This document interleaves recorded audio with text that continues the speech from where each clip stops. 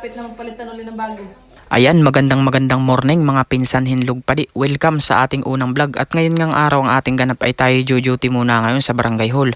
At baka naman sabihin itong aking mga kasama ay nakis iski ay nalilibang sa kasya shoutout ng kanyang mga viewers and followers kaya hindi na maisipang kami bisitahin dito. At sa senaryong ito ay ako'y gamidyo iigib muna ng aking pamaligo at ako'y magpapahulas lang ng bahagya at baka pag biglang may dumating na bisita sa Barangay Hall ay hindi ka nais-nais ang amoy ni iski. At dahil nga tayo ay tapos ng maligo ay ako'y kumain muna ng bahagya at habang ako'y nakain ay naisipan kong bisitahin itong aking Facebook at pagbukas ko ay sobrang dami na palang mga viewers and followers natin ang gustong magpa-shoutout dun sa ating mga ini-upload na song cover. Ay hayaan ninyo at sa susunod na upload ko ay kayo aking isa-shoutout lahat. At pagkatapos kong kumain ay ako'y humarap muna ng bahagya dito sa salamin na tiningnan ko ang aking sarili kung ito bagay ka nais-nais at ay napakagandang lalaki pala ng batang ari. Hayop ka talaga! Ang ganda mong lalaki! Dahil nga tayo ay gayak na, ay aking ihahanda naman itong aking number 1 na service. Itong aking Jabil 1216 na Lamborghini. Ito yung matagal ko ng service kaya ito yung gamay na gamay ko na sa pagmamaneho. Tara, let's go!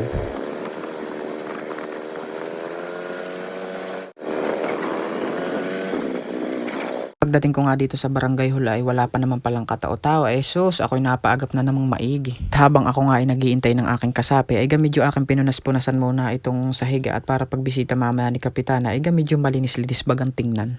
Sa wakas, dumating na si Kagawad Awil pala ang aking makakasama ngayong araw dito sa pag-duty ko sa Barangay Hall.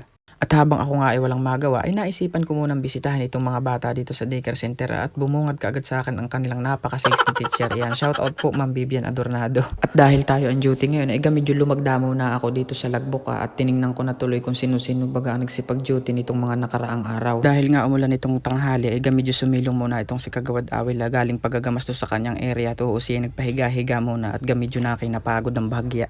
At habang siya nga ay nagpapahinga, ay naisipan kong tumimpla muna ng kape at medyo pa ulan-ulan kaya nakay masarap magkape ngayon. At hindi nga nagtagal ay may dumating kaming bisita yan si Tres. Kukuha daw siya ng papel at siya daw ay napakadami ng ipiprint kaya naman siya aking pinalagda dito bilang bisita ngayong araw. Pag alis nga ni Tres ay dumating naman itong si Patrolman Iranista tuho. Kinalikot nila ni Kagawad Awil itong cabinet ay hindi din naman nagkaig kaya kanilang tinigilan na din. Dahil nga hapon na ay gamidyo iimpis-impisin ko muna itong bangko na ginamit namin para naman pag duty bukas nung kasunod ay di medyo malinis tingnan. At iyan lang naman ang ganap sa araw na ito ng aking pag duty at kung nagustuhan mo itong aking vlog ay huwag mong kalimutan na ako'y sundan sa Facebook at bigyan mo ako ng isang malambing na comment, react and share.